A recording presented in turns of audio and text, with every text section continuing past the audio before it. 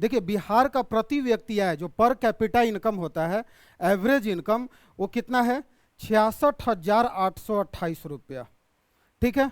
अगर हम बात करें अगर पर मंथ अगर कैलकुलेट अगर करेंगे तो 5 से 6 हज़ार के बीच में आएगा। ये प्रति व्यक्ति आय बिहार का है। ठीक है। और अगर नेशनल अगर भारत का अगर देखा जाए प्रति व्यक्ति आय, ठीक है, पर कैपिटा इनकम जो औसत आय है वो कितना है? 2.33 लाख, मतलब 2 लाख के करीब में है। ठीक है। तो हमारा जो राष्ट्रीय जो प्रति व्यक्ति आय है, तो उस औसत आय से बिहार का प्रति व्यक्ति आय कितना कम है। और अगर यही अगर दूसरे राज्य की अगर हम बात करें, महाराष्ट्र की बात करें, तो ये लगभग कितना है? 3 लाख, ठीक है, 9,340 रुपया, मतलब 3 लाख के करीब है। वही अगर तमिलनाडु की अगर बात किया जाए तो 3,15,000 है। ठीक है। कर्नाटक की अगर बात करें तो 3,32,926 रुपये, सब प्रति व्यक्ति आय है। गुजरात की अगर बात करें तो 2,97,000, ठीक है, 722 रुपया।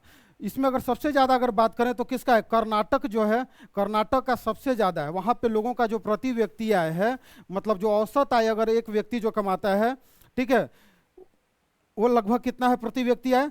3,32,000। और हमारे राज्य का कितना है? मात्र 66,828 रुपया। और यहाँ पे आप सोच रहे हो कि ये 2 लिखा हुआ है, तो एक है आपका करंट प्राइस पे और एक है आपका कांस्टेंट प्राइस पे।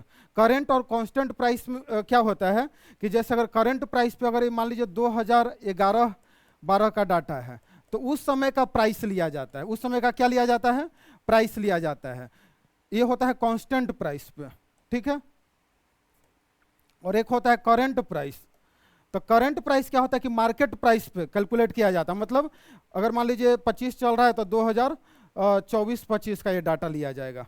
ठीक है। इसको थोड़ा सा सिंपल वे में अगर हम लोग समझते हैं, जैसे अगर मान लीजिए 2011-12 में आपको 10 रुपया मिलता था पॉकेट मनी, ठीक है, 10 रुपया आपको मिलता था, और 5-5 रुपये का 2 समोसा मिलता था। ठीक है। तो 10 रुपया में आप 2 समोसा खाते थे। समझ में आ रहा है? और वही अगर करंट प्राइस पे अगर देखा जाए तो मान लीजिए आपका 10 रुपया की जगह आपको कितना मिलने लगा? 20 रुपया मिलने लगा। तो आप तो खुश हो रहे हैं कि हमें अब 20 रुपया मिल रहा है ना, हमारा पॉकेट मनी दुगना हो गया।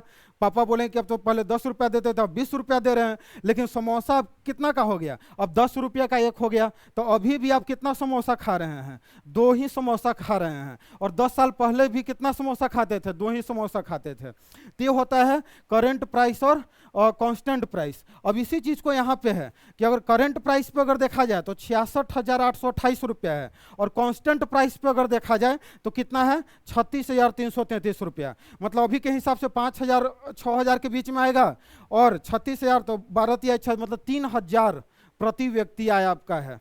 समझ रहे? पर मंथ 3,000 रुपया महीना लोग कमा रहा बिहार के लोग। यही अगर देखा जाए तो महाराष्ट्र और तमिलनाडु, कर्नाटक, गुजरात में कितना है? समझ रहे हैं? 3 लाख। और कहाँ हमारे यहाँ मात्र 66,000। और राष्ट्रीय जो आय है प्रति व्यक्ति है उससे भी हमारा कम है। तो ये हमारा बिहार है। ठीक है। और यही इसी बिहार पे अभी चुनाव आ रहा है, और हम लोग अभी चर्चा का जो विषय है बिहार में, ये प्रति व्यक्ति आय नहीं है। लोग प्रति व्यक्ति आय के ऊपर चर्चा नहीं करेंगे, लोग जाति के ऊपर चर्चा करेंगे।